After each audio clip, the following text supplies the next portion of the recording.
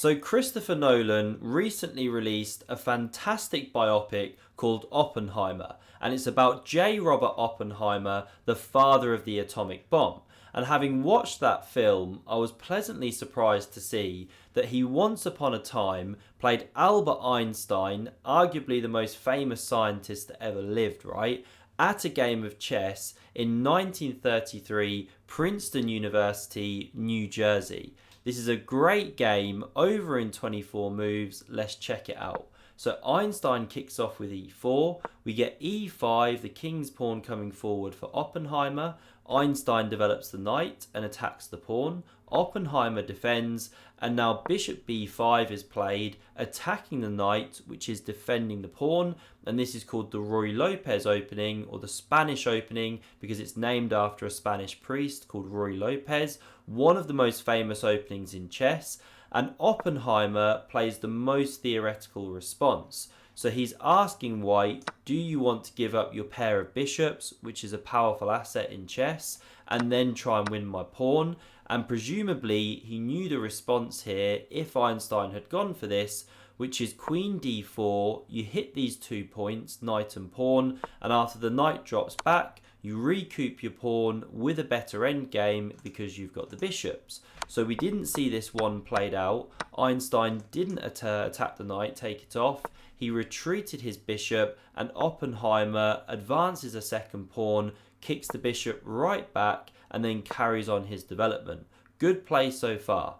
Einstein castles the king. Always a good policy in chess to get your king safe as soon as you can, and that's why the next move by Oppenheimer is not so good. He should look to develop this king's bishop, get his king castled, but he takes the pawn on e4. Einstein goes rook e1, so yes, he's a pawn down, but he's now attacking that knight, also then x-raying the pawn behind it and the king, which isn't yet safe. So d5 is played to protect that knight. And now the best way for Einstein to go would have been something like d3 or knight c3, put a question to that knight straight away and start pressuring this center. But Einstein starts with a4, thinking, okay, black has to respond to this threat of taking here, but actually black has a really powerful response here, which is bishop c5. The knight and bishop now attack this f2 pawn, and that's a really hard threat to meet. White has to start pushing this d pawn forward, 2 squares, that's the best move, but black's now better.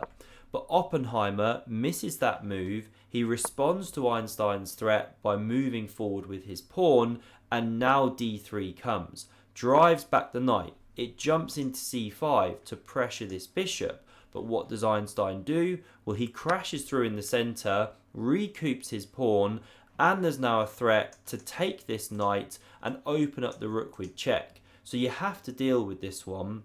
And the most obvious looking move here is to take the knight. Yes, you allow a check, but surely you can just block it, right? But then the problem here is that the pawn is loose in the center. So white can take this pawn, supported by the rook. You know, the queen can't recapture. White's actually a pawn ahead, and you're now hitting this rook in the corner here, which is undefended. Whoops, misfired the arrows. So that's why we didn't see this whole line with bishop e7 here. Sorry, knight takes, then bishop e7, etc. Instead, Oppenheimer, he drops back the knight to e7. So now he blocks this discovered attack and defends this pawn for a second time. But now Einstein goes queen f3. He brings this heavy piece into the attack, and it's now attacking here, threatening a checkmate because the knight also takes away this king's escape square, and it adds more pressure to the center. Really hard to deal with all of these threats, but the best way to do it was with bishop e6 here. You cover both of these points, and okay, white carries on, still a bit better.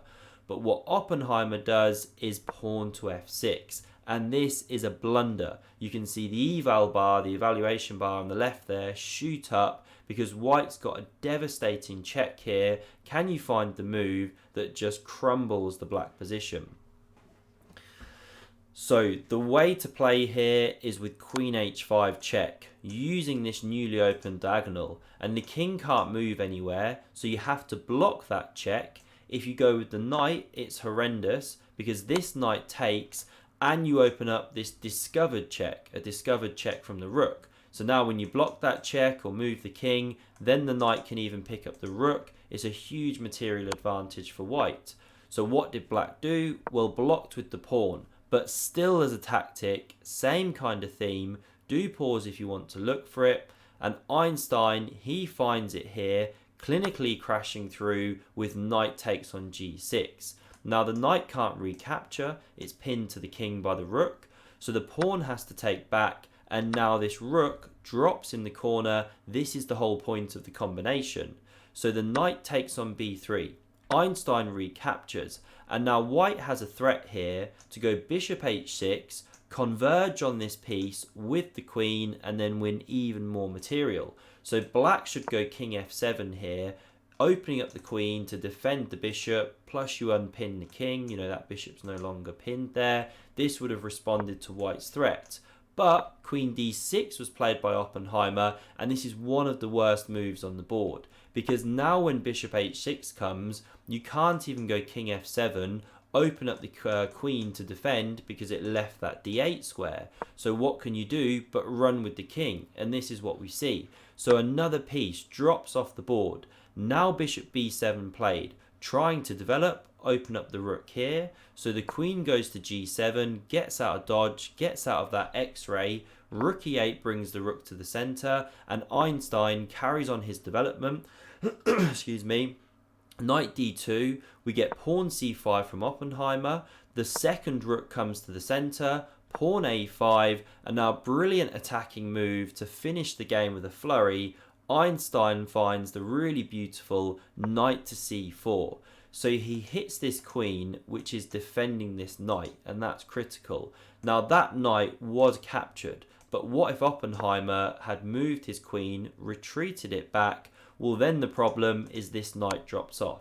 You can take with check, rook recaptures, queen takes, and okay, it's just overwhelming material. White's got an extra knight and rook, and you're soon going to checkmate the black king.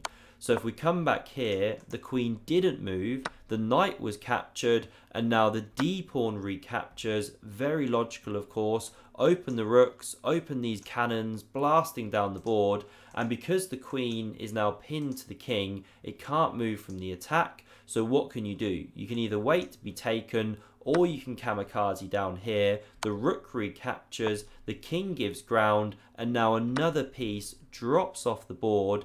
White is now an entire queen up and an extra pawn, is it? Yeah. Overwhelming material advantage. Checkmate soon to follow. So here, Oppenheimer resigned. Fantastic game between two legends of the 20th century.